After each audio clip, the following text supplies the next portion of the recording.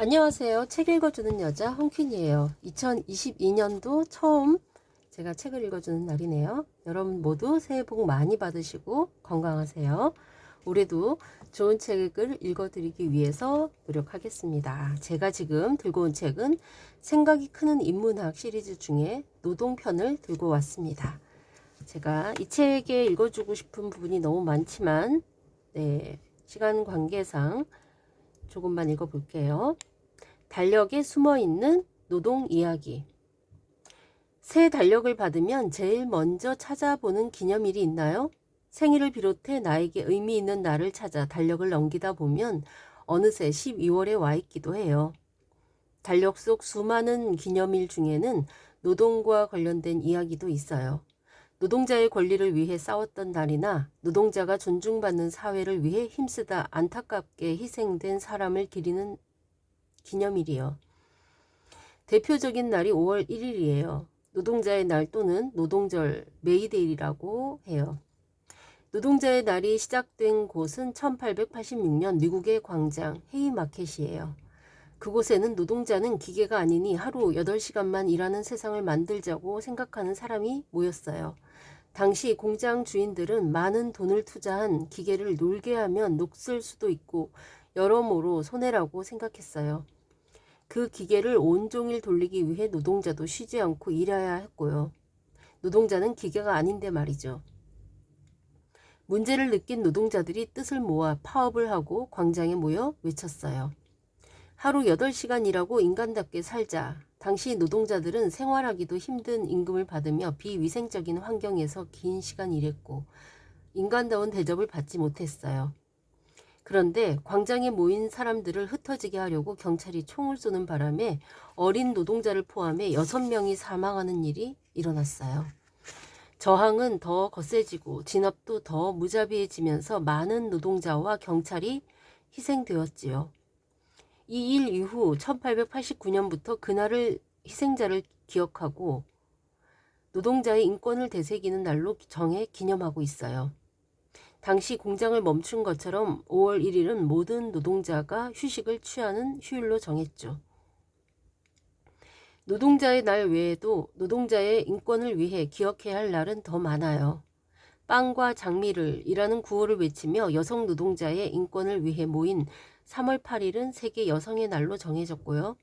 2020년 50주기를 맞은 11월 13일은 전태일이 봉제 공장의 열악한 노동 환경을 바꾸고 노동자의 인권을 보장하기 위해 근로기준법을 준수하라고 외치며 분신한 날이에요.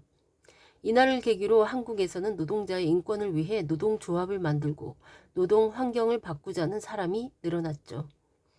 1988년 문송면이라는 노동자는 환기시설도 없는 온도계 공장에서 어떤 물질을 다루는지 모른 채 죽어갔어요. 7월 2일은 15살의 수은 중독으로 사망한 문송면을 기리는 날이에요. 많은 이들이 안전하고 건강한 일터를 만들기 위해 해야 할 일을 찾아가고 있어요. 이 외에도 여러 기념일의 의미를 함께 나누기 위해 광장에 모이고 행사를 열죠. 오늘날의 노동자는 또 어떤 변화를 바라며 모이고 있을까요? 네, 많은 생각을 하게 하는 글이죠. 제가 또 한 페이지만 더 읽어볼게요.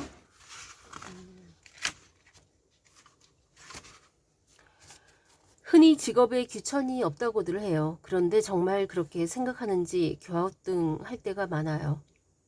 어느 대학의 교수가 청소 노동자와 밥을 같이 먹었는데 따뜻한 행동으로 보도하는 뉴스를 본 적이 있어요. 두 사람이 함께 밥을 먹었을 뿐인데 왜 교수의 행동은 따뜻한 행동이 되는 걸까요? 오래전 신분제 사회에서는 신분이 높은 사람과 하인이 함께 밥을 먹는 걸 상상도 못했죠. 만일 양반이 하인과 함께 밥을 먹었다면 역사책에 남을 일이었을 거예요. 지금은 조선시대도 아니고 신분제도 사라졌어요. 그런데 요즘 시대에도 교수와 청소 노동자가 함께 식사하는 일이 뉴스가 된 이유는 뭘까요? 혹시 둘의 신분이 다르다고 생각한 것은 아닐까요? 이런 일도 있었어요. 어떤 국회의원이 급식 조리 노동자를 그냥 밥하는 아줌마라고 하면서 이런 사람들에게 무슨 정규직이냐고 말한 거예요. 우리는 먹고 살기 위해 일한다고까지 말하는데 이렇게 밥하는 직업을 낮추어 보는 말에 많은 사람이 분노했어요. 이 의원은 급식조리 노동자를 비하하는 데 그치지 않고 다른 직업의 노동자를 무시하는 말도 함께 했어요. 차별 없는 사회를 위해 법을 만들어야 할 국회의원이 이런 말을 하다니 사람들의 분노는 더 클 수밖에 없었죠. 그 국회의원의 마음에는 저 사람들은 나보다 신분이 낮다는 생각이 있던 게 아닐까요? 이런 생각을 가진 국회의원이 과연 노동자를 위한 법을 만들 수 있을지 고개를 갸웃하게 돼요.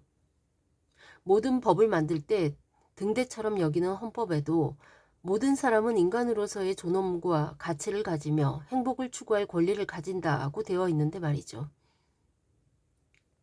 우리 사회에서 어떤 노동자를 어떻게 대우하는지 판단할 수 있는 기준 중 하나는 임금일 거예요. 그 일을 직업으로 삼는 사람이 받는 돈의 액수에 따라 그 노동과 노동자에 대한 생각을 엿볼 수 있겠죠. 학교마다 조금씩 차이가 있지만 대체로 대학 교수의 월급은 그 대학에서 일하는 청소 노동자의 10배 정도였다고 해요.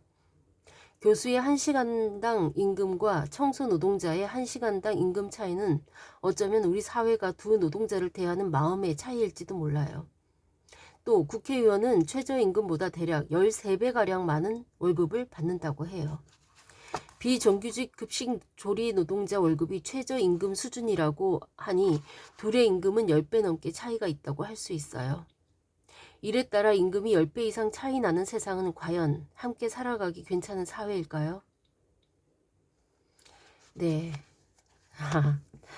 참 많은 생각을 하게 하는 글들이 이 책에 많이 있고 어린이들을 위해서, 청소년을 위해서 노동에 대해서 쉽게 쓴 책이지만 어른이 봐도 참 좋은 책이다 싶습니다. 여러분 생각이 크는 인문학 노동편 한번 읽어보시기를 추천하는 바입니다. 지금까지 책 읽어주는 여자 홍킨이었습니다.